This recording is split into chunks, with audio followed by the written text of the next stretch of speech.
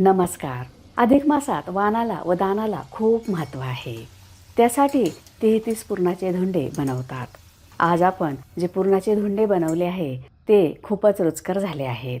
पारीही खुसखुशीत झाली आहे. 3 वर्षांनी येणाऱ्या ह्या अधिक महिन्यात धोंड्याला खूप महत्त्व आहे. गाईला व देवाला धोंड्याचे वाण देतात. तसेच लेक व जावयाला जेवायला बोलवल्यावर ताटात धोंडा असतोच. पुरणाचे धोंडे बनवण्यासाठी 1 कप हरभरा डाळ निवडून घेतली आहे. ही डाळ 2-3 पाण्याने स्वच्छ धुवून घेऊया. हरभरा डाळ चालत नसेल तर मुगाची डाळ घेऊ शकता. ह्यात 2 कप पाणी, पाव छोटा चमचा हळद, तेल 1 छोटा चमचा मिक्स करूया. 33 पुरणाचे धोंडे बनवण्यासाठी परफेक्ट प्रमाण घेतले आहे.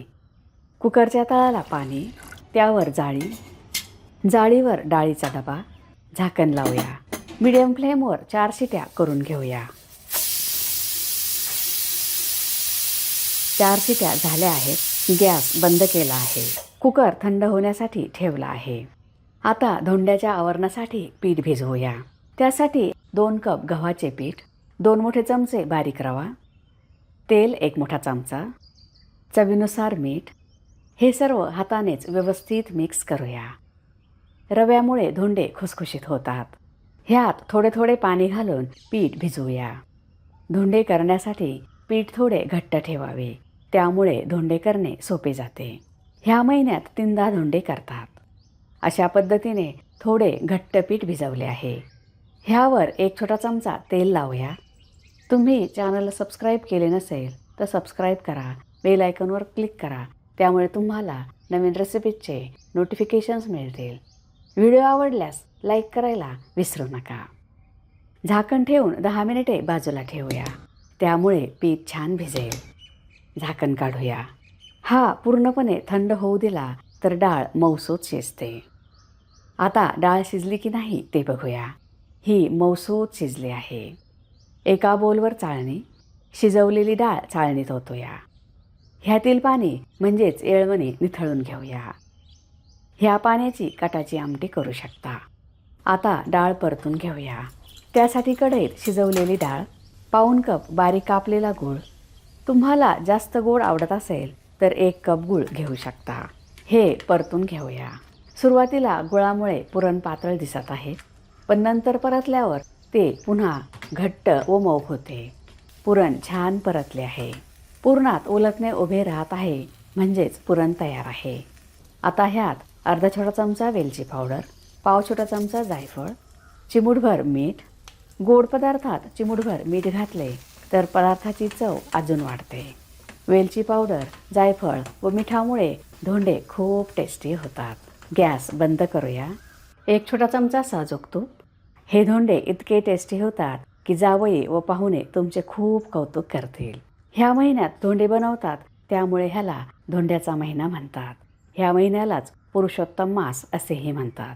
धोंडा खाताना वेलची पावडर व साजूक तुपामुळे खूप छान चव येते.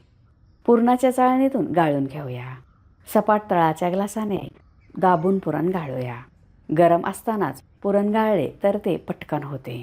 हे मऊसूत झाले आहे. आता पुरणाचे एकसारखे 33 भाग करूया. अशा पद्धतीने आपण पुरणाचा गोळा गोल केला आहे. सर्व गोळे करून घेतले आहे. आता पीठ बघूया.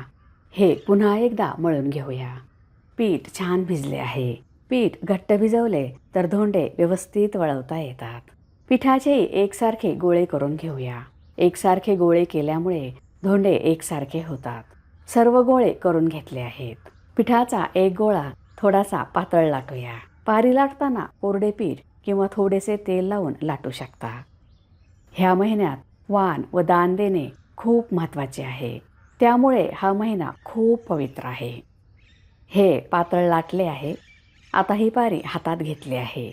त्यावर पुरणाचा गोळा, वरची बाजू बंद करूया. धोंड्याचा आकार आवडीनुसार लहान मोठा करू शकता.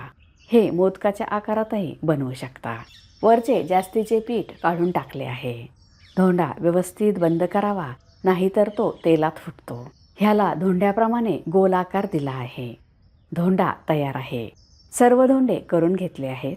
धोंड्यावर थोडी डिझाईन केल्यामुळे ते छान दिसत आहेत. कढईत तेल गरम केले आहे. त्यात धोंडे सोडूया. गॅसची फ्लेम मिडियम आहे.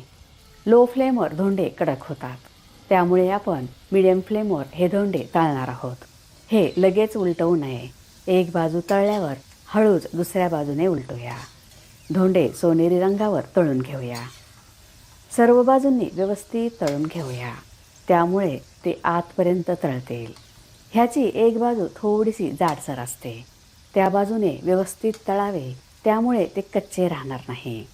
धोंडा तेलात फुटू नये ह्याची काळजी घ्यावी. ह्या महिन्यात गाईला व देवाला सर्वांनीच वाण द्यावे. हा सण लेक जावयाच्या कौतुकाचाही आहे. धोंडे जेवणाची परंपरा पूर्वीपासून आलेली आहे. लो टू मिडियम फ्लेमवर तळल्यामुळे हे कच्चे राहिले नाहीत. तेलात एकही धोंडा फुटला नाही. सोनेरी रंग आला आहे. छान फुगले आहेत. काढून घेऊया. ह्या पद्धतीनेच सर्व धोंडे तळून घेऊया. अधिक मास स्पेशल पारंपरिक पद्धतीने पुरणाचे धोंडे बनवले आहे. तुम्ही सुद्धा असे धोंडे बनवा आणि ही परंपरा पुढे चालू ठेवा. एक तोडून बघूया. रव्यामुळे पारी खुसखुशीत झाली आहे. तयार आहेत पुरणाचे तळलेले धोंडे. तुम्हाला जर माझा व्हिडिओ आवडला असेल तर लाईक करा, शेअर करा, सबस्क्राईब करा. बघत रहा शांभवीज किचन. धन्यवाद.